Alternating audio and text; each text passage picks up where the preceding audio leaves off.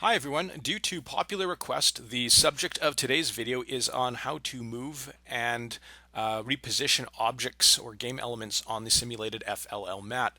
Now, as you'll recall in a previous video, we were able to hide objects by clicking on them, coming up here to the object properties for that particular game element, and checking this enabled box off. And you can see how I can hide the various game elements by doing that. Again, these field elements are not deleted, they're just simply hidden. And I know that because I can come up here to this second window called my objects list, and we can see that the objects that I've hidden show up rather as a light gray color. So again, if I find the woman that I hid earlier, so here it is, woman minifigure, I can pull up her object properties and enable her, and you can see that she's now back on the field.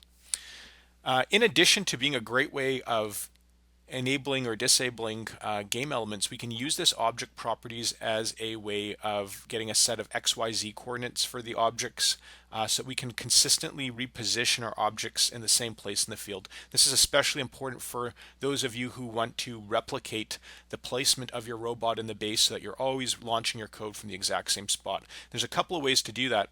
The first and perhaps easiest way is, as you can see, if I come up to the toolbar and click on the Move Selected Object button, I can simply grab an object. So in this case, I'm going to choose the FLL chicken, and I can use these transform arrows here just to drag and drop it across the screen.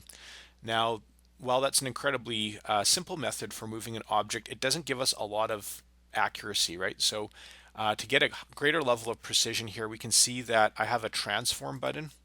If I give that a click here, I get a set of XYZ coordinates for my FLL chicken.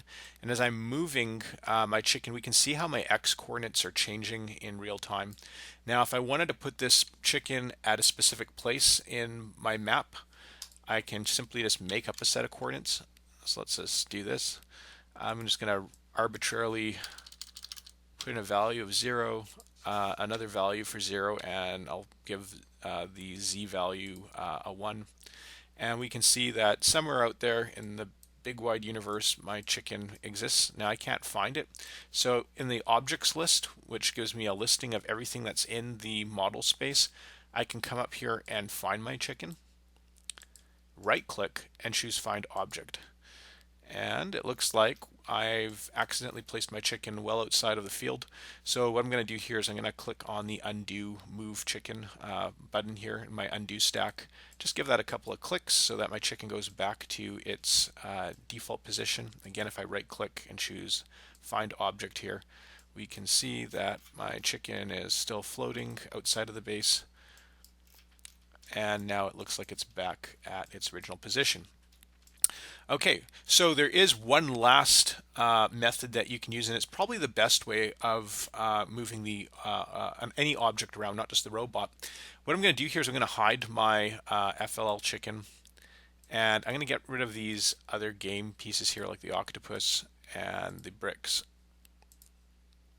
And let's just say here, for the sake of demonstration, that I always want my robot to start on the Lego logo. So I'm going to take the arrows here, and I'm going to move my robot to the Lego logo. And what will happen here is when I press play, so let's just press play and drive my robot around. And in this case here, it looks like the camera's not following the robot. So what I'm going to do is come to the objects list, my EV3 educator vehicle selected, and I'm just going to set a camera which I'm able to access here from this cog here on the top left of my screen, and I'm going to choose follow. Now what will happen is when I'm driving my robot, we can see how the camera is moving with it. So let's just say that I drive my robot somewhere here on the mat, and I want to restore my robot back to its original location back on the Lego logo. If I actually press the stop button here to stop the simulation, the simulator remembers the last position the robot was in, so we can see that no matter how many times I drive this robot or where I leave it on the mat, pressing the stop button resets the robot back to the Lego logo. Now, what if, for example, I wanted my robot to be on this 3M logo instead, right? Well, it's the exact same process. So I'm going to move my robot here over the 3M logo as my starting position. Again, I'm going to press play and drive it across the field, and I'm just going to leave it somewhere interesting like here. I'm going to hit the stop button, and we can see that this time around, rather than being on the Lego logo, the robot is actually placed over the 3M logo instead. So those are the three ways that we can move objects across the field. We can use the transforms by choosing the move selected object and using these arrows. I can go into the object properties and key in a set of exact coordinates in three-dimensional space. Or my preferred method, simply pick a starting position for your robot, hit play to run the simulation, and now that position is saved in memory in the reset stack. So I'm going to hit stop here, and we can see that the robot now is where I left it. That concludes today's video. If you have any questions at all, please don't be shy. Visit our forums at virtualroboticstoolkit.com/learn, or alternatively, shoot us an email at support@cogmation.com. Good luck to everyone with your upcoming regional contests.